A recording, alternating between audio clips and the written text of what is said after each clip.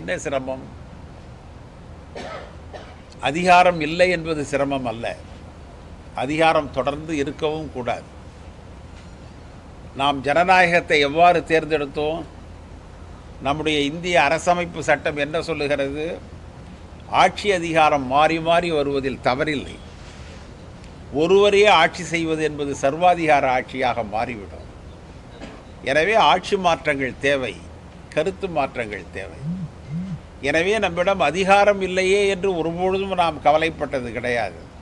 நம்முடைய தலைவர் தன்னுடைய நீண்ட நடைபயணத்தில் ஒரு இடத்துல கூட அதிகாரத்தை பற்றி பேசவில்லை, அமைச்சரவையிலே அமர வேண்டும் என்பதை பற்றி பேசவில்லை, பிரதமராக ஆக வேண்டும் என்பதை பற்றி பேசவில்லை. அவைகளுக்கும் மேலாக இந்த தேசத்தை ஒற்றுமைப்படுத்த வேண்டும் என்று பேசினார்.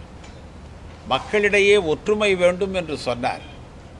கொஞ்சம் யோசிச்சு பாருங்க, மணிப்பூரில் 2 பெண்களை பிடித்து அவர்களுடைய ஆடைகளை களைந்து அவர்களுடைய கைகளை கட்டி 1 கிலோமீட்டர் தூரத்திற்கு அவர்களை நீங்கள் ஊர்வலமாக இழுத்து சென்று படம் பிடித்து உலகம் முழுவதும் காட்டினால் நீங்கள் உலகத்தில் என்ன நினைக்கிறா என்பது வேறு விஷயம். அந்த தனிப்பட்ட 2 பெண்களுடைய மனநிலையை நீங்கள் எண்ணி பார்க்க வேண்டும். எவ்வளவு கொடுமையாக இருக்கும். ஒரு உயிரால் அதை தாங்கிக் கொள்ள முடியுமா? ஒரு ஜீவனால் அதை தாங்கிக் கொள்ள முடியுமா? ஏன் அந்த இழுக்கு? எதற்காக அந்த அவமானம்? எதற்காக அந்த நிர்வாண ஊர்வலம்? ஏன் அதற்கு பாதுகாப்பு அளிக்கப்பட்டது? ஏன் அவர்கள் தண்டிக்கப்படவில்லை? எல்லாவற்றுக்கும் மேலாக இந்த தேசத்தினுடைய பிரதம மந்திரி ஸ்ரீ ராமபிரானுக்கு பக்கத்தில் நிற்க வேண்டும் என்று ஆசைப்படுகிற பிரதம மந்திரி அதற்கு எதிராக ஏன் கண்டன குரல் எழுப்பவில்லை? ஏன் அந்த தேசத்தில் போய் அந்த மக்களை சந்திக்கல? இன்னும் சொல்லப்போனால் குறிப்பாக அந்த 2 பெண்களை பார்த்து இவர் மன்னிப்பு கேட்டிருக்க வேண்டாமா? ஆறுதல் சொல்லியிருக்க வேண்டாமா? யார் தவறு செய்தாலும் அவர்கள் குற்றவாளிகள், என்னுடைய ஆட்சியில் அவர்களை நான் விடமாட்டேன் என்று பிரதமர் சொல்லியிருக்க வேண்டாமா? பிரதமர் சொல்லியிருந்தால் ராமருக்கு பக்கத்தில் என்ன, ராமருக்கு மேலே கூட அவர் அமர்ந்திருக்கலாம்.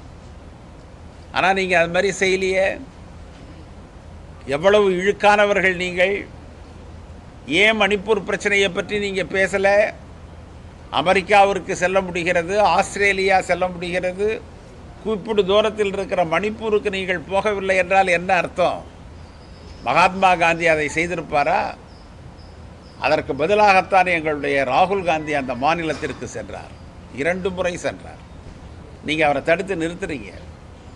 அவர் என்ன வெடிகுண்டு வைக்கவா போகிறார்? அவரும் கோயிலுக்கு செல்லுகிறார். நீயே ராமபிரான் பக்கத்தில் நிற்கலாம் என்றால் அவர் நிற்கக்கூடாதா? உன்னை விட ராமருக்கு அவர் வேண்டியவரியா?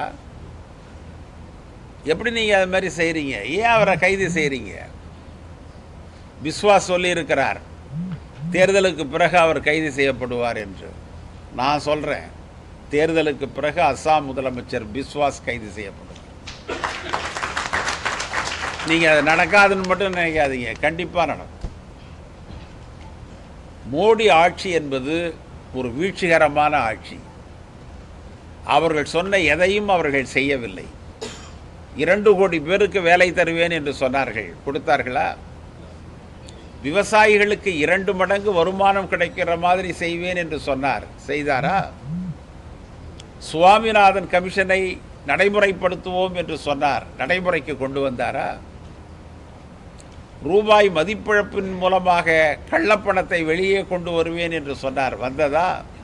மாறா கள்ளப்பணம் பூரா அவங்ககிட்ட போயிட்டுது, பிஜேபி கிட்ட. நடந்தது அதுதான்.